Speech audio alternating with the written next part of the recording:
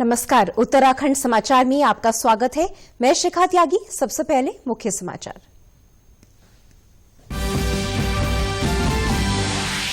आज विश्व मत्स्यिकी दिवस पर देहरादून में मछली पालने वाले किसानों को बांटे गए क्रेडिट कार्ड। राज्य मंत्री रेखा आर्या ने कहा, मछली पालने वाले किसानों की संख्या में हुआ है इजाफा, मत्स्य संपदा योजना भी की जा रही लागू।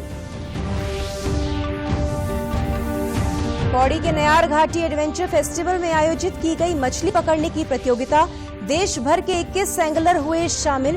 कहा, इस तरह की प्रतियोगिताओं से पर्यटन और रोजगार की बढ़ेगी संभावनाएं। मसूरी के LBSNA अकादमी में सिविल सर्विसेज के 57 ट्रेनिंग ऑफिसर हुए कोरोना संक्रमित। अकादमी ने कहा, कोविड गाइडलाइंस का किया जा रहा पालन। 3 दिसंबर तक सभी ट्रेनिंग क्लासेस होंगी ऑनलाइन। और देहरादून की सूचना प्रौद्योगिकी विकास एजेंसी ने ई कचरे से तैयार किया अनोखा स्टूडियो। कंप्यूटर, DVD, CD और बेकार हो चुकी बैटरी का किया गया इस्तेमाल। ई कचरे के प्रति जागरूकता का संदेश। अब समाचार विस्तार से। आज विश्व मत्स्यिकी दिवस पर देहरादून में मछली पालने वाले किसानों को किसान क्रेडिट कार्ड बांटे गए। राज्य मंत्री रेखा आर्या ने कहा कि पिछले कुछ वर्षों में इस पेशे से जुड़ने वाले लोगों की संख्या में इजाफा हुआ है।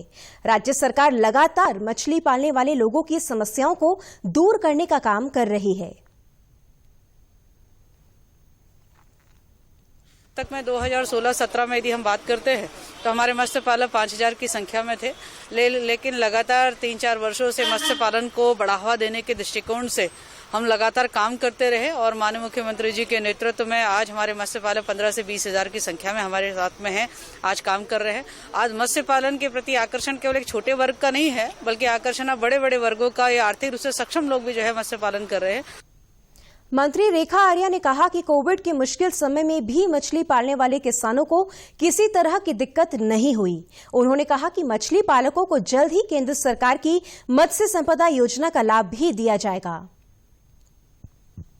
जो माननीय प्रधानमंत्री जी ने मत्स्य संपदा योजना लॉन्च करी है, उसके माध्यम से हम तालाबों को सुदृढ़ीकरण करना, उनके इंफ्रास्ट्रक्चर को डेवलप करना, हैचरीज बनाना और हमारे मत्स्य पालकों को किसान क्रेडिट कार्ड देना इत्यादि नवीनतम कार्यक्रम जो है आने वाले समय में करने जा रहे हैं। पौड़ी में नयार घाटी एडवेंचर स्पोर्ट्स फेस्टिवल में आयोजित एंगलिंग प्रतियोगिता में देश के 21 एंगलर्स ने हिस्सा लिया। ब्यास घाट में क्षेत्रीय विधायक मुकेश कोहली ने इस प्रतियोगिता का शुभारंभ किया। उन्होंने कहा कि नयार घाटी क्षेत्र एंगलिंग में गोल्डन महाशीर के लिए सबसे बेहतरीन घाटी है। इस तरह के आयोजनों से इस क्षेत्र के नौजवानों के लिए रोजगार के अवसर बन रहे हैं। बड़े टूरिस्ट के तौर पर और टूरिज्म के लिए भी एक बहुत बड़ी बात है कि जब ये एंगलर्स यहाँ आएंगे तो वो अपने साथ यहीं के जो युवा हैं उनको रोजगार देंगे और उनको सिखाएंगे भी, और बाद में यही युवा अपना स्वरोजगार उसको बनाकर निश्चित तौर पर उनकी आय बढ़ेगी। हिमाचल से आए सतपाल ने पहले दिन सबसे अधिक वजनी 13 गोल्डन महाशीर पकड़ी। वहीं देहरादून के मोहम्मद अली खान कहते हैं कि एंगलिंग से नदी और जंगल बचाने में भी मदद मिलेगी। पहाड़ के हमारे गढ़वाल के कुमाऊं के युवा को एक इनकम मिल सकता है, एक शौक उनका जनरेट हो सकता है, जिसका शौक पैदा होता है। और उस शौक सिर्फ शौक नहीं है, उस शौक से आप जंगल को, नदियों को बचाने की एक आप में जागरूकता होती है, जो बहुत जरूरी है। दिल्ली से आए एंगलर गौरव कटारिया बताते हैं कि नयार नदी पर बनी एक डॉक्यूमेंट्री के बाद एंगलिंग से जुड़ा टूरिज्म बढ़ा था, लेकिन फिर भी ये नदी उपेक्षा की शिकार होती गई।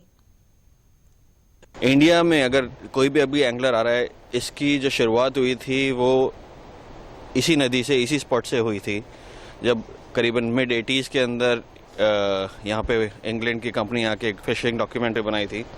उसी डॉक्यूमेंट्री को देखे इंडिया में एक्चुअली एंगलिंग शुरू हुई है। लोग बाहर से आना ही से शुरू हुए थे क्योंकि उन्होंने इस नदी को देखा था, यहीं से बड़ी मछलियाँ पकड़ी गई थी। लेकिन आज यही नदी जो है वो थोड़ा हंटिंग के कारण खराब हो रही है। देश भर से आए एंगलर्स ने कहा कि इस तरह के आयोजन से क्षेत्रीय जनता को नदी और मछली को समझने के लिए नया दृष्टिकोण मिलेगा। मसूरी स्थित लाल बहादुर शास्त्री राष्ट्रीय प्रशासन अकादमी में सिविल सर्विसेज के 57 ट्रेनिंग ऑफिसर कोविड पॉजिटिव पाए गए हैं। यहां कुल 428 प्रशिक्षु अधिकारी ट्रेनिंग ले रहे हैं। सभी संक्रमित प्रशिक्षुओं को कोविड केयर सेंटर में भर्ती कराया गया है। अकादमी की प्रेस विज्ञप्ति के अनुसार कोविड-19 संक्रमण से बचाव के लिए सभी जरूरी सावधानियां अपनाई जा रही हैं। शुक्रवार से अब तक अकादमी ने स्थानीय प्रशासन के साथ मिलकर 162 RT-PCR टेस्ट कराए हैं। साथ ही ये फैसला लिया गया है कि 3 दिसंबर तक प्रशिक्षण समेत सभी तरह की गतिविधियां ऑनलाइन ही आयोजित की जाएंगी।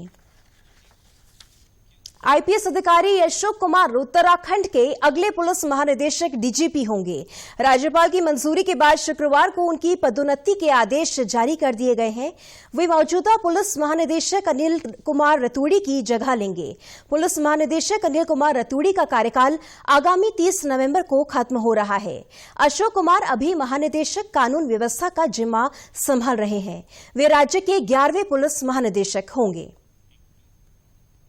देहरादून की सूचना प्रौद्योगिकी विकास एजेंसी ने इलेक्ट्रॉनिक वेस्ट यानी ई कचरे से एक अनोखा स्टूडियो तैयार किया है। इस स्टूडियो में बेकार हो चुके कंप्यूटर का इस्तेमाल किया गया है और खराब बैटरी से बाउंड्री वॉल बनाई गई है। करीब 1 लाख खराब हो चुकी डीवीडी और सीडी का इस्तेमाल कर स्टूडियो की छत तैयार की गई है, तो कंप्यूटर के मॉनिटर का इस्तेमाल कर स्टॉल बनाई गई है। सीपीयू में इस्तेमाल होने वाली कूलिंग फैन को जोड़कर बड़ा पंखा तैयार किया गया है। इसी तरह से ई कचरे का अलग अलग तरह से इस्तेमाल करके ये स्टूडियो तैयार करा गया है। आईटीडीए के डायरेक्टर अमित सिन्हा कहते हैं कि पहले ई कचरे को रीयूज किया गया। ऐसे उपकरण को जो इस्तेमाल लायक नहीं थे उससे ये स्टूडियो तैयार किया गया।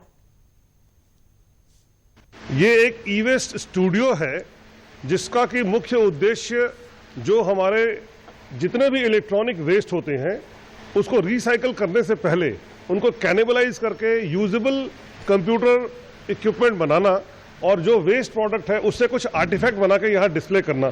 तो यही हमारा पर्पस है इस पूरे का। स्टूडियो की पेंटिंग से जुड़े काम के लिए आई छात्राएं कहती हैं कि यहां आकर लोग ई कचरे के प्रति जागरूक होंगे। ये कंसेप्ट पूरे उत्तराखंड में फर्स्ट है, जैसे कि आप लोग जानते हैं। और दूसरी बात ये कि यहाँ पे मतलब हमें एक वो मिल रहा है मैसेज कि हम अपने ई वेस्ट को अपनी लाइफ से डिलीट करें और उसको यूज़ करें उसको, बिकॉज आपको पता ही है कि जो ई वेस्ट होता है उसमें मेजर पार्ट जो होता है प्लास्टिक भी होता है और बहुत सारे हजार्डस मेटल्स भी होते हैं जो कि नहीं है अच्छे एनवायरनमेंट के लिए। तो उस हिसाब से अगर हम उसी ई वेस्ट को हम यूज़ करके कुछ और इतनी अच्छी इनोवेटिव चीज़ बना सकते हैं तो बहुत अच्छी बात है। 3 महीनों की मेहनत से तैयार इस स्टूडियो का उद्घाटन 27 नवंबर को मुख्यमंत्री त्रिवेंद्र सिंह रावत करेंगे। इसके बाद इसे आम जनता के लिए भी खोल दिया जाएगा। रेलवे प्रशासन भी हरिद्वार में अगले वर्ष होने वाले महाकुंभ की तैयारियां कर रहा है। हरिद्वार पहुंचे उत्तर रेलवे के महाप्रबंधक आशुतोष गंगल ने कहा कि हरिद्वार में डबल रेल लाइन और सौंदर्यीकरण का काम कुंभ से पहले पूरा कर लिया जाएगा। कोरोना को देखते हुए महाकुंभ में इस बार सिर्फ 50 ट्रेनें ही चलाई जाएंगी। हरिद्वार रेलवे स्टेशन के अलावा ज्वालापुर, मोतीचूर और ऋषिकेश रेलवे स्टेशन पर भी ये ट्रेनें रुकेंगी। मेले के आयोजन में और ट्रेन चलाने में असर पड़ता है, जैसे कैपेसिटी एनहेंसमेंट हुआ, डबलिंग का काम हुआ। तो हमारी पूरी चेष्टा है कि वो हम लोग कुंभ प्रारंभ होने के पहले कर लें। 50 ट्रेन के आसपास हम लोग चला पाएंगे और प्रतिदिन उसमें स्पेशल ट्रेन और रेगुलर ट्रेन सब मिला के।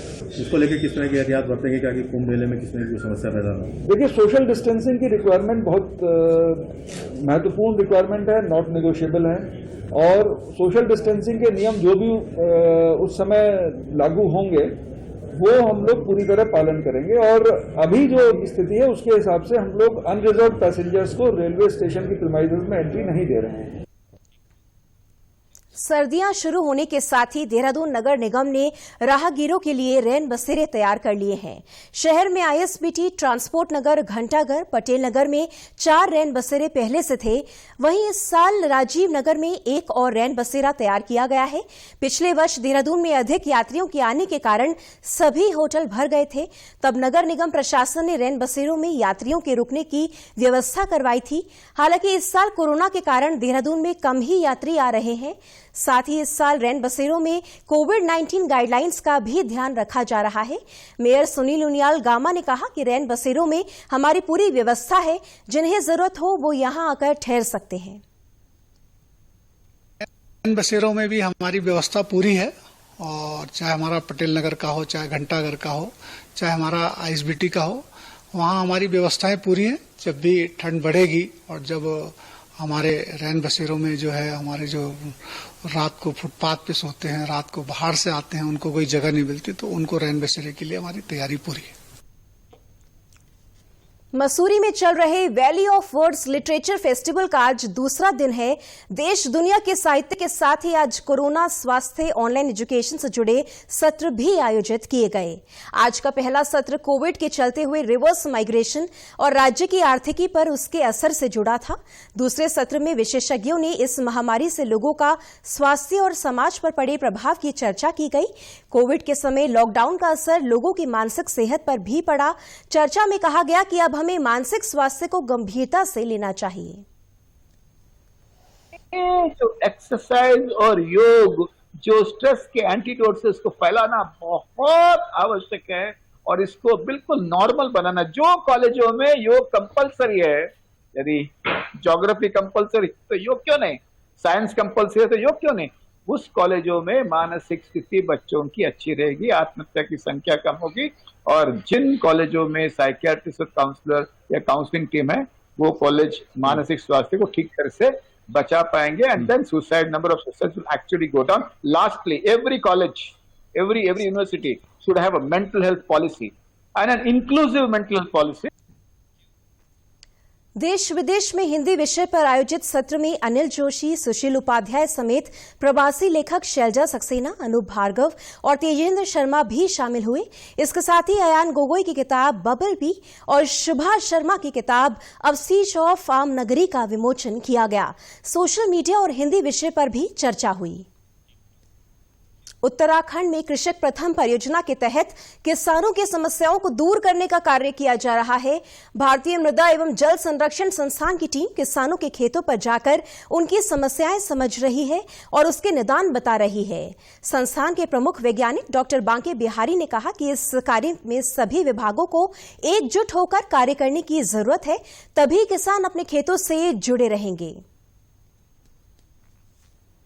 इसमें परियोजना में किसान मुख्य मुद्दा है, तो किसान के पास क्या क्या चीजें हैं ऑलरेडी और उसके आसपास की क्या समस्याएं हैं, उसको ध्यान में रखते हुए कोई भी चीज हम प्लान करते हैं और किसानों के लिए, किसानों के खेत पे ही प्रदर्शन लगा करके उनको दिखाते हैं कि किस तरह से उनके लिए फायदेमंद है।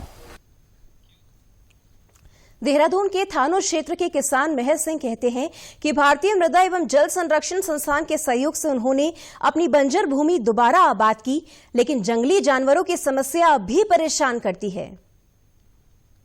भूमि संरक्षण विभाग के माध्यम से जो है हमने यहाँ पर जो है भूमि सुधार करके जो है इनके मार्गदर्शन में जो है बगीचा लगवाया, जो कि बगीचा भी ऐसा लगवाया हमने कि जो उससे जंगली जानवरों का नुकसान ना हो, और खरगोश आदि कई जानवर ऐसे गुरड़ काकड़ वगैरह, तो इनसे ज़्यादा दिक्कत होती। फसल भी हमने तभी छोड़ी क्योंकि यहाँ पे जंगली जानवरों का बड़ा अभाव है, क्योंकि जंगल के किनारे घर होने से जो है यहाँ पे जो है जंगली जानवरों का बड़ा अभाव है।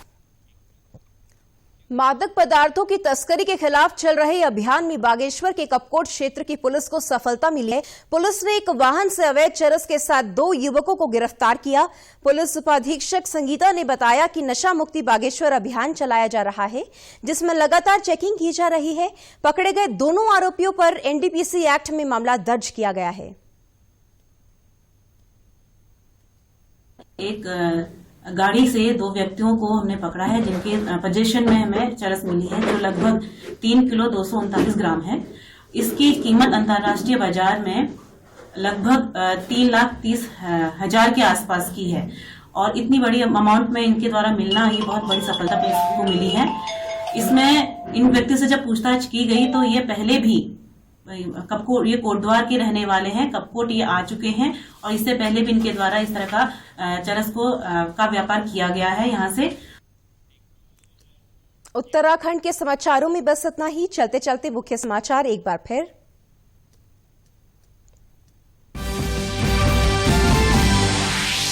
आज विश्व मत्स्यिकी दिवस पर देहरादून में मछली पालने वाले किसानों को बांटे गए क्रेडिट कार्ड। राज्य मंत्री रेखा आर्या ने कहा, मछली पालने वाले किसानों की संख्या में हुआ है इजाफा, मत्स्य संपदा योजना भी की जा रही लागू। पौड़ी के नयार घाटी एडवेंचर फेस्टिवल में आयोजित की गई मछली पकड़ने की प्रतियोगिता, देश भर के 21 एंगलर हुए शामिल। कहा, इस तरह की प्रतियोगिताओं से पर्यटन और रोजगार की बढ़ेगी संभावनाएं।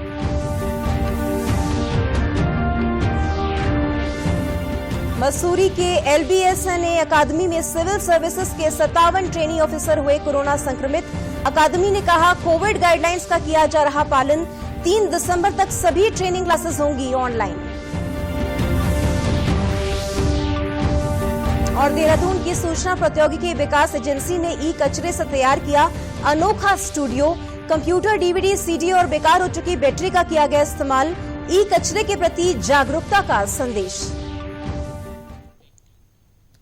उत्तराखंड की खबरों के लिए आप हमसे सोशल मीडिया के माध्यम से भी जुड़ सकते हैं। हमारा ट्विटर हैंडल है DDNews_देहरादून, हमारा फेसबुक पेज है DD News उत्तराखंड और हमारे YouTube channel DD News Uttarakhand को भी आप सब्सक्राइब कर सकते हैं।